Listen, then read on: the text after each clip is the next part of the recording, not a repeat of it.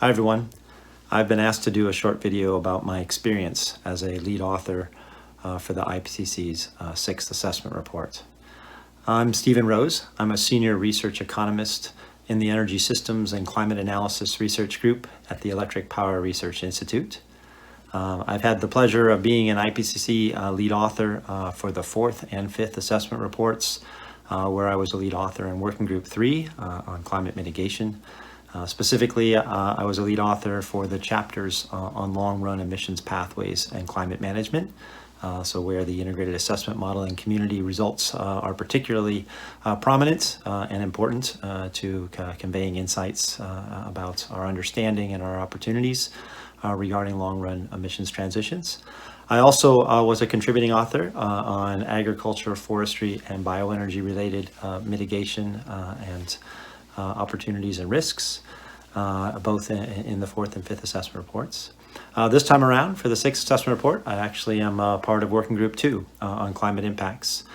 Specifically, I'm a lead author for Chapter 18 on climate resilient development pathways. So this is a synthesis chapter in Working Group 2. It's pulling together insights from across Working Group 2 and Working Group 3. We're trying to put together our understanding regarding potential future climate risks, adaptation opportunities, mitigation opportunities, and their interactions and a relationship with sustainable development, and in particular the pursuit of sustainable development. So there's a lot of material there, but you can begin to see how integrated assessment modeling is very important, both in terms of thinking about potential climate risks and managing those risks from an adaptation point of view, but also in terms of potentially managing climate risk through mitigation, and where integrated assessment can be very important in informing that discussion as well. So I'm sitting in a nice place to be able to talk to many of you related to impacts as well as mitigation, and to think about how best to think about the relationship to pursuit of sustainable development. Let me just say that we are at the point of having completed our first order draft, and we've received expert comments on that draft. We met recently for Working Group 2. The lead authors gathered to discuss the expert comments they had received and plan for producing the second order draft.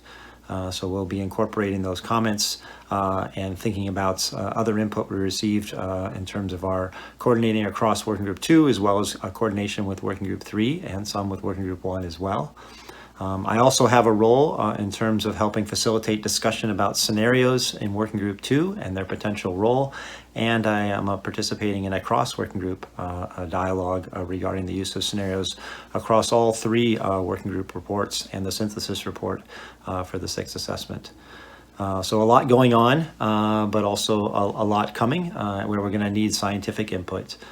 So our second order draft for Working Group 2 will be coming out around the beginning of August, and it'll be available for expert and government review, and it'll be really important to have a scientific community input. So I encourage you to keep an eye out and also contribute in terms of providing your thoughts to ensure that we're representing the scientific understanding properly and we're communicating it well.